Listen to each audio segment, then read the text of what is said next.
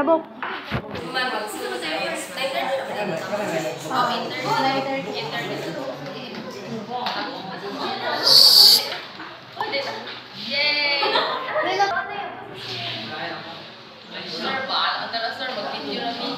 Gina. Sige na? So, hello and good morning everyone. I am the representative for Group 4 and our topic is about the 21st century literary forms and pre-colonial literary forms. So, kay kining amo topic is like the past and future. Ang una kayo sa past. So, we will start at the pre-colonial literary forms. But first of all, bago ta mo jump into the topic, ato asa hibayon, let us know first what literary means. Like, we're just istoryahin hala. Sige na ta nag-istorya sa word, pero yata kabalo. So, let's dive into that first.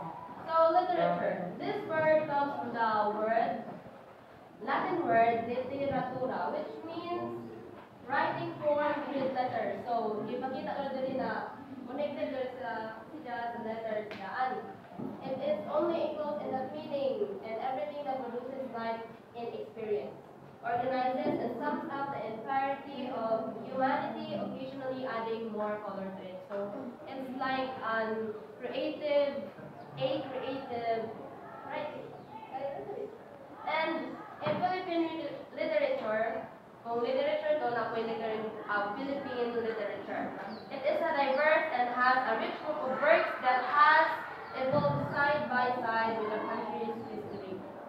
So, kita as Philippines, before we were even conquered by the Spanish Empire, rich na gayud ang ato literature, biskin waya pa to sila nangabot na nagaday ato ikabuga. So, what are those?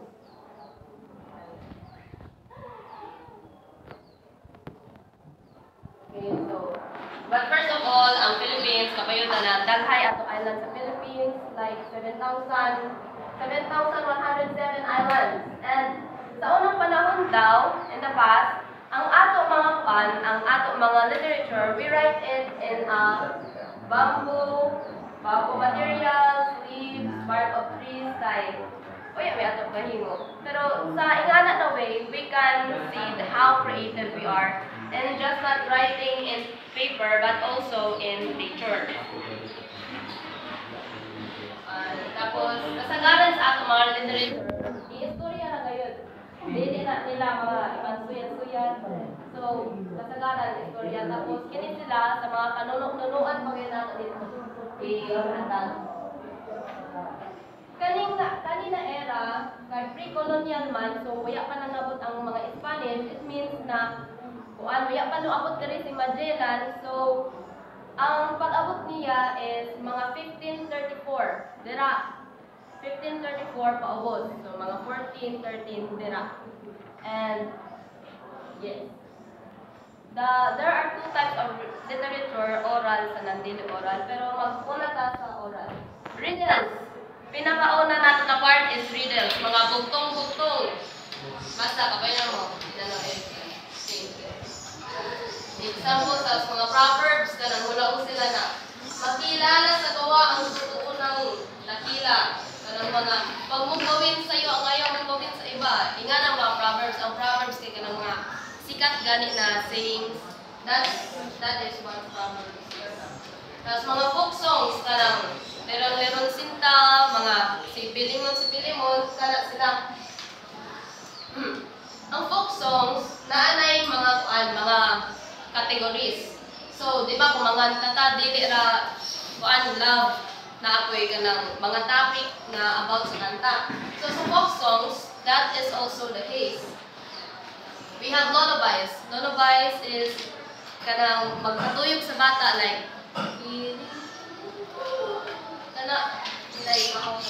and drinking songs. Kantahon na pa ng mag-inom. So, drinking songs and love songs.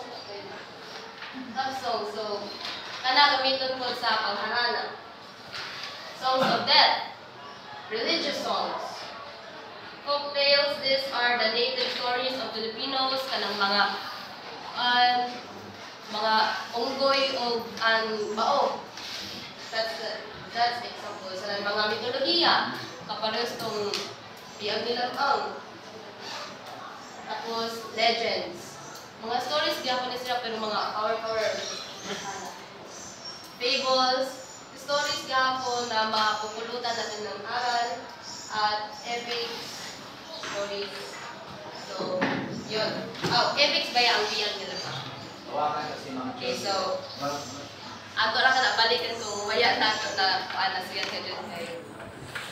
Sorry, ako ka kuan kay nag-online mo na midges. So, balik ta. Kung naman sa pre-colonial, sa past, let us ride a time machine and go to the future. So, here we have the 21st century literature. Ang pinakauna is ang digifiction. So, kini, from the word digi, so digital, ato makita na sa book, movies, o internet na i-combine sila. Tapos, dito nato sila mabasa. Pwede nato makita, pwede nato mabasa, o pwede nato ma-control. Something like that. Tapos, graphic novel. Mga novels siya, mga books na naay drawing para marangganan na nawon. Like this. These are the examples of graphic novels. As you can see, naay ilang mga illustrations. And one of my favorites, or one of my personal favorites, is manga. Manga is an umbrella term for a wide variety of comic books. Kanang inyo gani makita sa Japan, kana ang manga. Like, for example, Naruto, One Piece, kana sila, biskin animation, naanay ila written out, drawing form, ang tawag ko is manga. Manga comic, gano'n tawag ko manga. And kanina pagkamangga, left to right ang basa, then right to left. The 5 demographics of manga and their example na ay shonen, shoujo, seinen, josei, o kodomo. Yeah. Na ay ato doodle fiction. Kini ani. Yes, this is the fourth. Incorporates doodle drawings and handwritten graphics in place of traditional font. So, kani siya, it looks like you are writing the words and drawing. For example, these are the examples. Like, as you can see, sorry if it's not really clear, but you can see it here. And a speculative fiction. In this fiction, type of fiction, is ang ilo laws and our laws here are not really agreeable. So, kung pwede sa ila dito, sometimes it pwede sa atin sa tinuod na fun na life, but that's what our fiction for. Tapos na hypertext poetry. It's a form of digital poetry that uses links using hypertext markup. Is very visual form, related to hypertext fiction and visual arts. So, as you can observe that ang ato ganun 21st century, grabe na siya ka-high-tech. You can see that in most of them, we have visuals to see and to visualize the things that are happening in fiction, so that we can have a form of, we can relate it to our own life. Na ay flash fiction. So as we can see, na ay flash, it means pas-pas lang. Grabe ka, short na story. Characteristic, a complete plot. Biskin tuod na gamay, pero grabe, gamay siya, pero kompleto ang ija plot. Tapos, na characteristic, surprise. 6-word story. This is a characteristic of the flash fiction.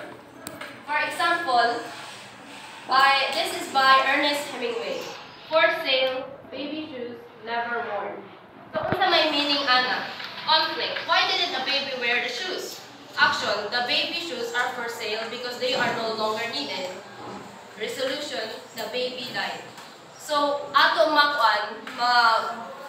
ma-observe or ato maisip na kini siya, biskin tuod 6 words lang this is flash fiction. Ato maisip na full na ang story sa Ilja pa lamang gihatag. Those are the 7 types of forms of 21st century. Thank you. We have Good morning, everyone. My name is Camila Serrano, and I'm here today to discuss about American history. The history of the Philippines from 1898 to 1926 is known as American colonial period and began with the outbreak of the Spanish-American War in April 1898, when the Philippines was still a colony of the Spanish East Indies and included with the United States permanently recognized. So, American period is not tungkol sa 1898 to 1946. American colonization of the Philippines. The Spanish-American War, which started in Cuba, changed the history of the Philippines. So, Spanish-American War nag-start sa Cuba, then ang wala lang ito nag-change na dati ang history of the Philippines. On May 11, 1898, the Americans led by U.S. Navy Admiral George Stingray in participation of Emilio Aguinaldo attacked the Spanish Navy in Manila Bay. Faced with defeat, the Philippines was ceded to the United States by Spain in 1898 after paying payment of $20 million for the Treaty of Paris and the Spanish-American War.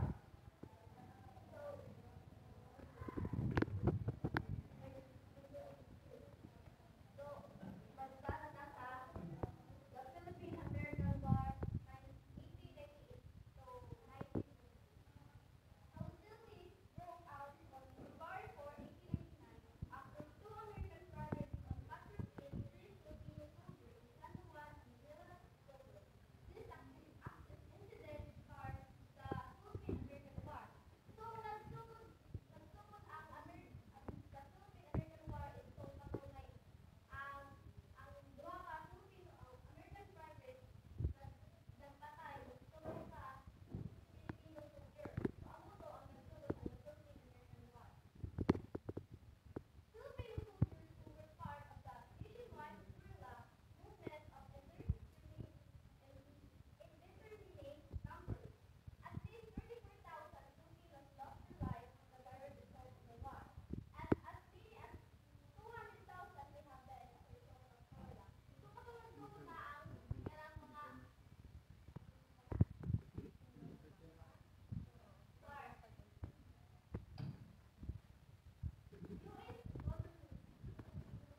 Civil government was established by the American in 1901 with William Howard Taft, the first American Governor-General of the Philippines.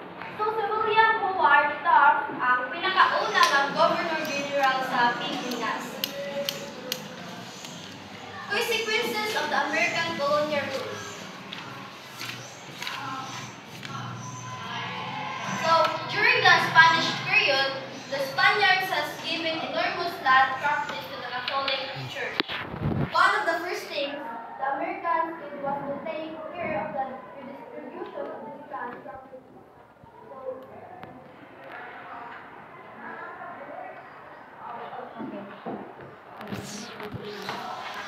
The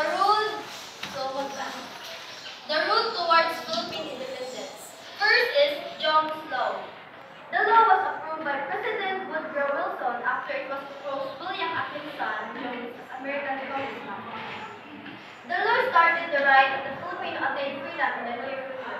So ang kining Jones Law nag-state na ang the right of the Filipino attain freedom in the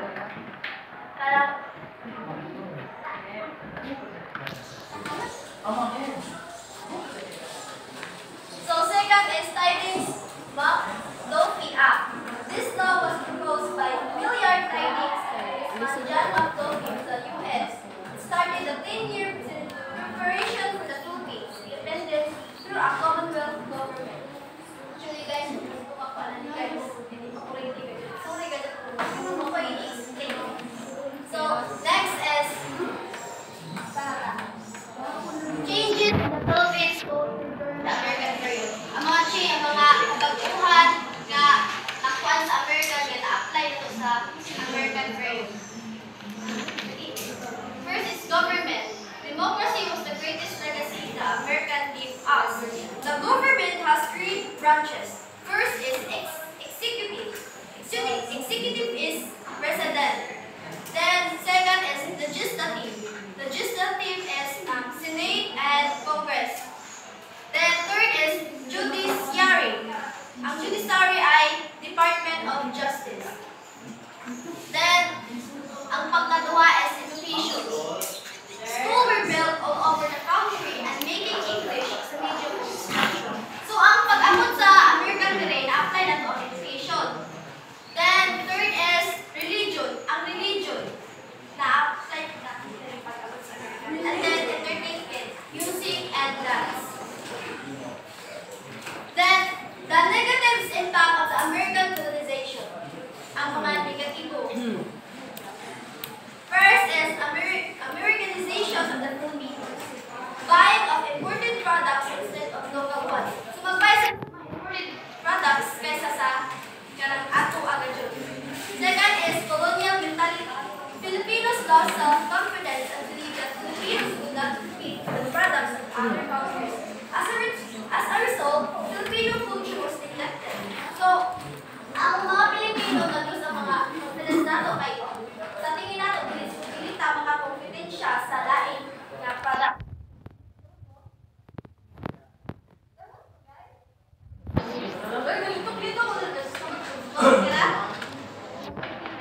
So third is Filipino values like pagmamano was replaced by saying hi or hello. So instead nga ang pagmamano ng nabayluan o hi and hello. Then fourth is Filipino food like bibingka and suman were replaced by American food like hot dog and french fries. So instead nga kuan bibingka and suman na nabayluan o hot dog and french fries and or to guys, dapat pumunta na? Literature. Ha? Ang literature sa American period. War ang maganda. Sa sir. Ulit officer. Ano? Grabe di sila malingugayin na. Mabay, pumunta na sa kanan. Boring na dito Sa kanan. Uy, napay ako question sa Japanese. Hindi, kasi naka-question eh. Para mag-complete ka. Oo, natito. Wala dito ako ka-present. Yay!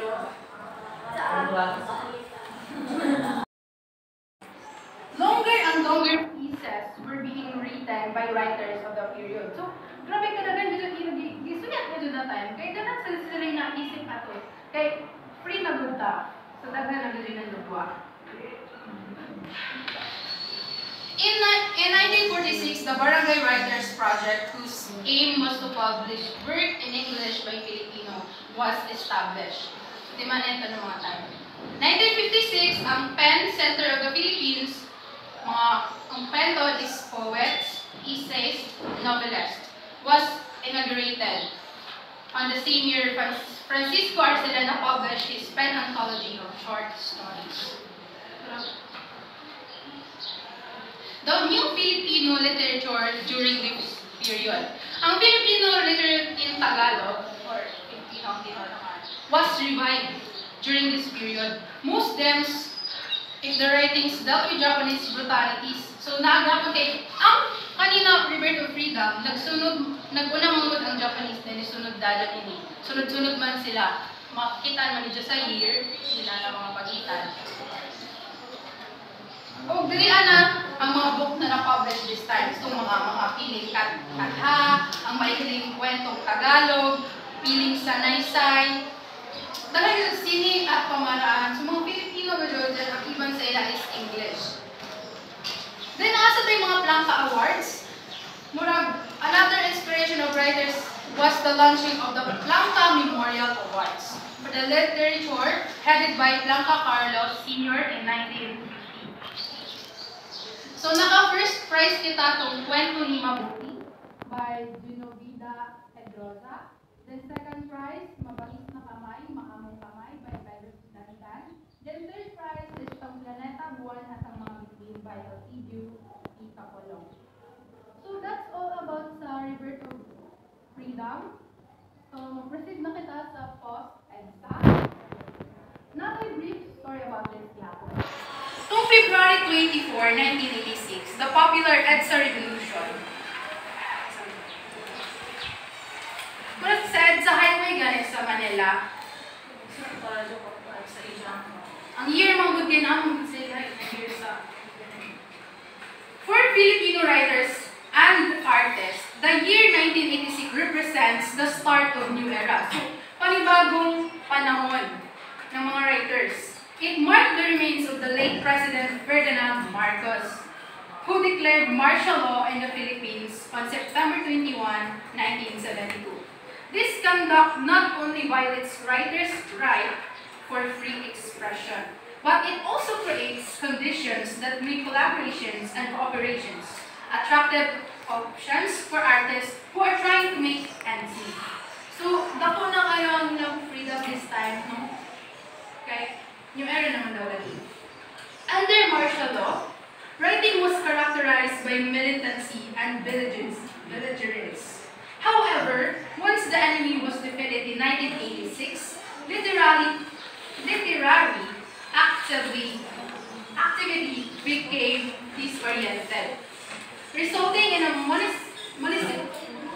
multiplicity of problems taking up the individual writers and groups after EDSA. Creative writing centers have been divided into many categories. Then napo sila mga characteristics ay dihang literature or ang panitigan niya. Post-EDSA publishing has been marked with willingness to gamble on non-traditional projects. So daga na development towards the retrieval and recuperation of writing in Philippine language other than Tagalog. So na ilang mga English guys. Nato sila duha ka creation of two creative writing centers. One, academic institutions. Second, writers organization. Lastly, the famous writers and their works. Di mo si Joe Carol interesting mo, but we need to study this. So, Nicomedes Marquez Joaquin, ang idyahang mga na-publish is The Quartet of the Tiger Moon, Scenes from the People Power Apocalypse. Then, The Collective Verse. Tapos, si Magno Jose Caparas, Sandakot na Bala, o si Helda Olivado, na idyang Huwag Yung Kaming Isumpa, then Pinulog Ka sa Lupa. So, una ko yung na substance ko yung i-explain, pwede lang pumunta na kuman. Hello? Hello? Hi. So, now may mga questions pa, clarification na. Na? Pero di lagi mo maningo. You want us to ask you? Silence. Ayun ba? Okay, thank you.